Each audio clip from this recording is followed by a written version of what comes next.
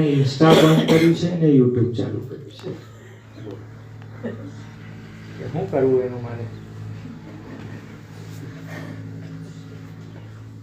કુસંગને ઓળખવાનો છે. હું તમને એવું કહું છું કે આ આપણા માટે નથી. પછી એ ગમે તે સ્વરૂપે આવે ને. સીતાજીને ભૂલ ક્યાં પડી?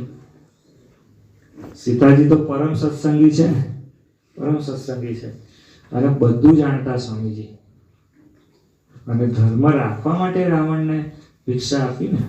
કઈ એમને એવું તો હતું નહીં કે ભાઈ હું લક્ષ્મણ રેખાની બહાર જતો રહ્યો અને હું કઈ જલસા કરું, એવું તો એમને કશું હતું નહીં.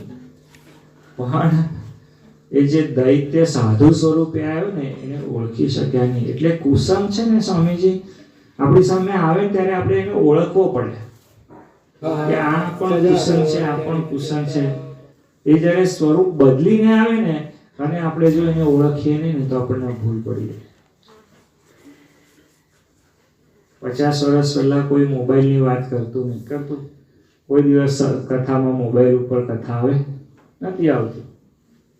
હવે વાતો આવે છે અને જે સમજનાર છે એ આવતાની સાથે જ સમજી ગયા હોય કે આ સોશિયલ મીડિયા છે ને એ કોઈક જગ્યાએ અતિશયનો ઉપયોગ એ કુસંગ છે, તો તરત જ એલર્ટ થઈ જાય.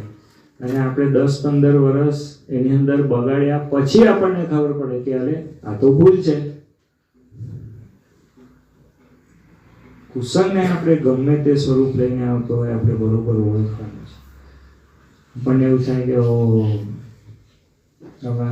ધનુર્માસ છે તો હરિકૃષ્ણ મહારાજ રોજ નવું મિષ્ઠાન આપણે એમને ધરાઈએ કે એ ઘનશ્યામ મહારાજ જમો, શું જીવન જાણું વારી જમો.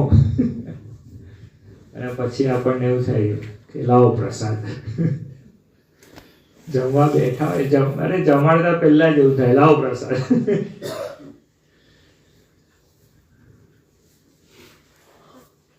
પ્રસાદનું મહાત્મ્ય કરીને શું મહાત્મ્ય કરીને હું તમને ખરેખર એક બહુ વિશેષ વાત કહું છું કે યાત્રામાં જતી વખતે પણ હું ફરવા જઉં છું એ ભાવ દોષ છે.